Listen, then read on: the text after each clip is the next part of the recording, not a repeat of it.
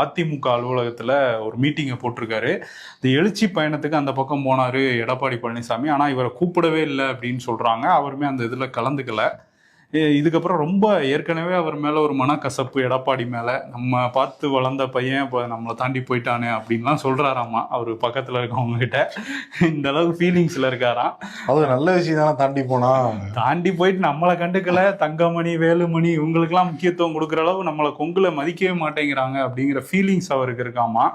இன்னைக்கு வந்து பெரியார் படத்தை வேற சேர்த்திருக்காராம். அண்ணா, எம்ஜிஆர், ஜெயலலிதா படங்களோட பெரியார் படத்தையும் அந்த அதிமுக அலுவலகத்துல சேர்க்க சொல்லியிருக்காராம். அதனால ஆலோசனை கூட்டம் முடிஞ்சு வந்து செய்தியாளர்களை சந்திச்சாரு. செப்டம்பர் 5ஆம் தேதி காலையில 9 மணிக்கு தேதி நேரம் குறிச்சிருக்கேன். நான் அன்னைக்கு வந்து பேசுறேன், என்னோட முடிவு என்னன்னு சொல்றேன்னு இருக்காராம்.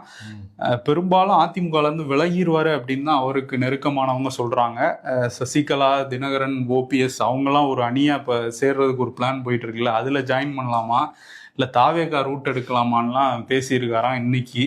ஓகே, 5ஆம் தேதி வச்சிருக்காரு செங்கோட்டையன். பார்ப்போம். ஏற்கனவே ஒரு 2 பேர் உட்காந்துருக்காங்க அதிமுக வெளியேறி. ஆமா, அதுலயும் போய் பக்கத்துல உட்கார வைக்க போறாங்களாங்கிறத பார்க்கலாம். பெஞ்சில் உட்கார வைக்கிறாங்களான்னு.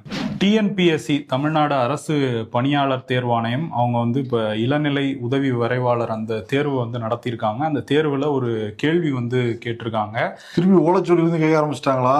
இல்ல அந்த பஞ்சாயத்து வேற. அது குரூப் 4னா இப்போ என்ன கேட்டிருக்காங்க அப்படின்னா, ஐயா வைகுண்டர் அவர் வந்து அவரை பத்தின சரியான கூற்று எதுன்னு சில ஆப்ஷன்ஸ் கொடுத்துருக்காங்க. அந்த ஆப்ஷன்ஸ்ல முதல் ஆப்ஷனா வந்து அவர் வந்து முடிசூடும் பெருமாள் அப்படிங்கிற ஆப்ஷன் கொடுத்துட்டு அதை ஆங்கிலத்தில் மொழிபெயர்க்கும் போது விஷ்ணு வித் அ கிரவுன் அப்படின்னு மொழிபெயர்க்காம அவர் வந்து காட் ஆஃப் ஹேர் கட்டிங்கிற மாதிரி மொழிபெயர்த்திருக்காங்க. இது வந்து கண்டனத்துக்குரியதுன்னு பல தரப்புல இருந்தும் கண்டனங்கள் வந்துட்டு இருக்கு.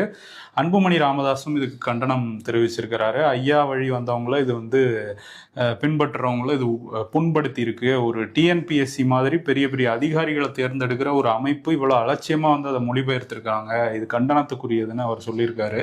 ஆமா, அண்ணாமலை கண்டனம் வந்து தெரிவிச்சிருக்காரு. ராமதாஸ் களத்துல இறங்கி வேலை பார்க்க ஸ்டார்ட் பண்ணிட்டாராம். அவரு கடலூருக்கு போயிருக்காரு. கடலூர்ல போய் கட்சி நிர்வாகிகள் வீட்டுல போய் கை குழந்தைய வாங்கியிருக்காரு. வாங்கி தாலாட்டெல்லாம் போடுறாரு. துங்கு ராஜா, அப்படிதான் என் மகனை நான் வளர்த்தேன் அப்படிங்கறத நினைச்சு பார்த்திருப்பாரு.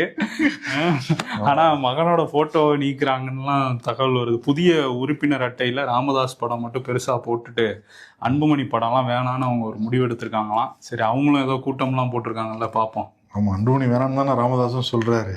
அதெல்லாம் சொன்னா ரசபாசம் ஆயிடுன்னு வேற சொல்லியிருக்காரு அவரு. இலங்கை அரசியல் வரலாற்றுல முதல் முறையாக ஒரு அதிபர்